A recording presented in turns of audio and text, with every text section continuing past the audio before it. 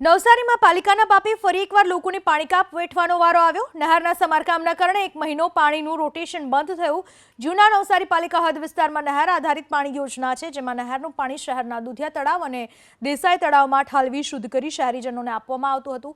આ સ્થિતિ નિવારવા શહેરના બે તળાવ સરબતિયા અને ટાટા તળાવને દુધિયા તળાવ અને જલાલપુરના થાણા તળાવને દેસાઈ તળાવ સાથે જોડવાની યોજના 5 વર્ષ પૂર્વે શરૂ કરાઈ હતી। આ યોજના શરૂ કરવા પાછળનો હેતુ નહેરના પાણીના વધુ સંગ્રહનો હતો, જેથી પાણી કાપ મૂકવો ના પડે। આ યોજના પૂર્ણ ન થતા શહેરીજનોને ફરી પાણી કાપનો સામનો કરવો પડી રહ્યો છે। હવે તળાવ ઇન્ટરલિંકિંગ ક્યારે થશે તે જોવું રહ્યું।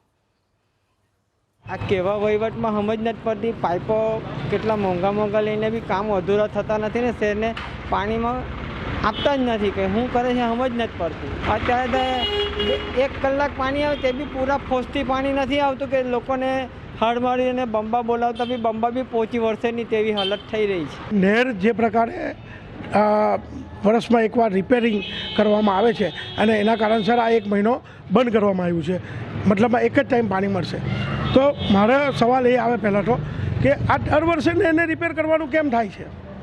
આ નહેર જે છે તો એ વ્યવસ્થિત રિપેર કરે તો તે પ્રકારે પછી વધુ આગળ ચાલવી જોઈએ અને તેમાં આ પાણીનો પ્રશ્ન નહીં આવે। ઉકાઈ ડેમમાંથી હવે કેનાલનું રિપેરિંગ કામ ચાલુ હોય 1 મહિના માટે આપણે 30 દિવસ પાણી એક જ ટાઈમ મળશે, બરાબર। બીજી સુવિધાઓ કરી છે પાણીની, અમે હસાપર તળાવ લિંક આપીને હસાપર તળાવમાંથી પાણી લાવીએ છીએ। દેસાઈ તળાવ બધું એરેન્જમેન્ટ કરીને પોતાના 4 બોરો છે, 4 બોરો ચાલુ કર્યા છે અને તે પાણી આપણે નવસારી જનતાને પૂરું પાડવા સક્ષમ છીએ હમણાં હાલે।